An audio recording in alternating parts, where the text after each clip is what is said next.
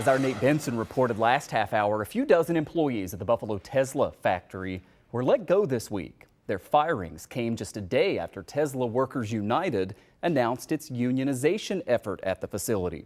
Some members of that union organizing team were among the 38 people total let go. Well, this afternoon, our nonprofit partners at Investigative Post published an article on past unionization efforts at Tesla. And joining us live right now is Investigative Post reporter Dale Shoemaker.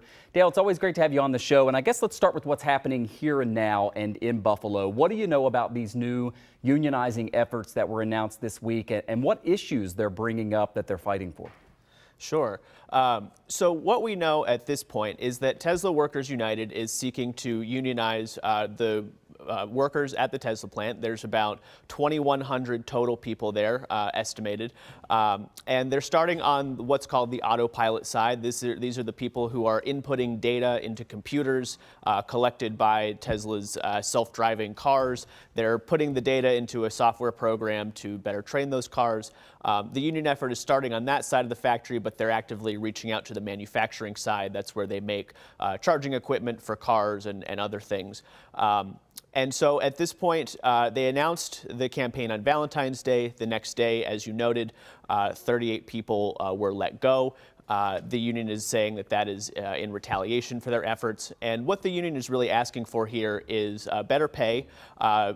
Jobs at the Tesla factory pay much less compared to regional averages for manufacturing jobs. And they're also saying that workers, especially on the autopilot side, are surveilled during their shifts, meaning that it's difficult for some people to take bathroom breaks. Dale, I didn't realize this, I'll be honest, until I saw your reporting, but this isn't the first time that there has been this unionization effort at that exact facility. What should we know about what happened, I guess, a couple years ago? Sure. So this is the second attempt that unions have tried to organize workers at Tesla. The first time was in 2018 and 2019. The United Steelworkers and International Brotherhood of Electrical Workers, they tried to get a union off the ground there then. But Tesla really pushed back, according to our reporting. I've spoken to workers who said that during that time, they were made to go to what's called captive audience meetings, meaning they were called into meetings run by management where management said, don't join a union, unions are going to take your money, et cetera, really just disparaging unions, as one worker put it to me. And the Steelworkers Union, they alleged at the time to the National Labor Relations Board that Tesla also fired workers then in retaliation for joining the union effort.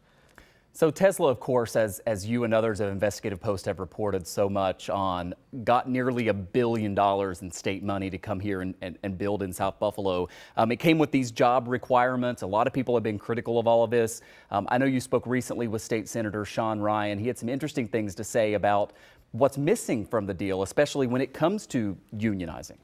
Yeah, so what both Senator Ryan and Richard Lipsitz, he's the former leader of the Western New York Area Labor Federation, what they both told me is that when the Cuomo administration was negotiating this deal to get Tesla to inherit this billion-dollar factory in South Buffalo, that they wanted the state to put language into that agreement saying that Tesla had to remain neutral during any union election that might come down the pike. The Cuomo administration did not put that language into the agreement, meaning that while union labor built the factory, while that part was covered, the unions got that work, Tesla was not required to, basically sit on the sidelines when a union came to organize the workforce there. So that is, some people point to, why we're seeing this retaliation, as the unions have alleged. And Dale, it's interesting because every time we do one of these Tesla stories, and correct me if I'm wrong, but we always reach out to Tesla and we always get no response for the most part. We mentioned a half hour ago that when we reached out to the company, our email actually bounced back and said that it was full. No response, I imagine, from Tesla? No. Tesla actually disbanded its press team several years ago. When I've reached out to officials at the company, I have not heard back. I've read other reporters have had the exact same experience. And, on top of all of this, the union alleged this afternoon, I believe, that Tesla's CEO Elon Musk appears to have shadow banned their Twitter account, even though he has not said anything on Twitter himself, or the company has not really acknowledged this union effort. Interesting and something to continue to follow. No matter where you stand sort of on the union issue here, the law is the law, and we imagine Tesla would deny that they broke the law here, but certainly an investigation is going to be underway. J. Dale Shoemaker is with our partners at Investigative Post. Thanks so much. Thanks, Michael.